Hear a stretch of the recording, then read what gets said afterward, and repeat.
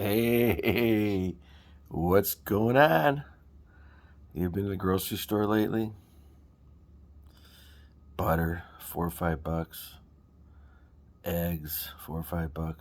You know what? They might come down, they might go up. I think they're gonna go up. Now, you guys are so worried, especially millennials. You know, you don't save any money. You overpay for houses. You drive expensive cars that have mortgages on them for 5 or 6 years. Because you think you need that brand new car, and you think you need to live in a neighborhood where you can walk down the street and go to your little shop and get a coffee that costs $5. And then what do? You work extra. Both of you are working. There's no time. You bring your work home.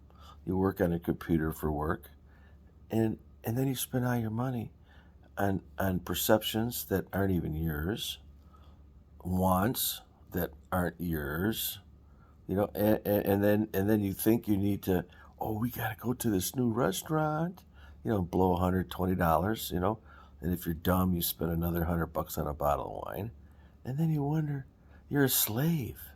You're a friggin' slave, man. You guys are slaves, and you think that's normal. You think that's normal to get in traffic in the morning and have people honking at you, and then go to some parking garage, and that probably cost you a couple $100 a month, and then like be a slave till about 5, and then bring your briefcase home, and then you come home, and no time. There's no time, because you got to finish up. We didn't finish up at work, and then you turn on the TV like, oh, I gotta catch up on the news. Catch up on the news. Just pour ketchup on the news, folks. That ain't news. That's not news. It's what they want you to believe is the news. And you sit there and you listen to stupid things like, this guy did this, and oh, there's an earthquake in South America, and some guy, and these guns are no good. They just, did some bad things in his school. And basically, you just sit there and you fill your mind up with repetitive programming. That's what I call it. And it's just repetitive programming over and over and over and over and over. And before you know it, true is false and false is true. And you believe that you need a car that's got heated seats. You'll pay extra for that. Your car, 80,000, 70,000, 60, 50 grand for a cheap car. Seriously? Why do you think Obama got rid of had the clunker program? He didn't want the millions and millions of cars out there that we can buy cheap and fix, that, by the way, don't have computers in them. Man, eh, then you drive to work, right? And your car's got a computer. Oh, and the best part is you got your phone. And like, and you're on that phone all day. Like, you're glued to it. We're stuck to it. There's 8 billion people on this planet. Ready for this? 5 billion of them have phones. And all those phones are connected. There was a time in my life 30, 40 years ago where oh, I'll get to the point here about the food. That's how we started this, right? But there was a time in my life where, like, oh, the mark of the beast, they're going to put a chip in you. Really? You think they're going to put a chip in you? Is that what you religious people think? You got the chip. Your phone is the chip, man.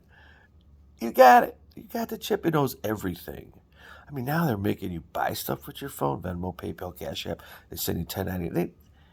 I'm a farmer market guy. 4 years ago, I used to get cash. I don't get no more cash. It's Venmo, PayPal, Cash App, free money, government money, WIC money, senior citizen money. All this fake money. Money's fake anyways. But anyways, back to your supermarkets for you millennials. Why do you have grass in your backyard? Oh, because they tell you need grass. And why do you pick the weeds? Man, you should be eating those weeds. Dandelion. That's like the best food on this planet. It'll save your life. Why do you have grass in your backyard? You know what? Right now, it's not too late.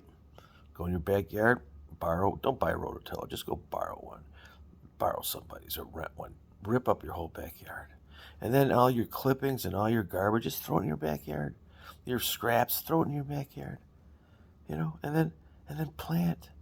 And then once you plant your tomatoes, you plant your beans, go in your garage and use some of those poles you got, and you could like do whatever. You could hang things on them to grow on them, and then you could either freeze the stuff. I recommend canning. That's something you should really check into. I have a lot of videos on it, but not canning's a good start. But get into pressure cooking. Everybody needs a pressure cooker. Once you learn how to use one, once you pressure cook food, you don't need a refrigerator. You don't need electricity.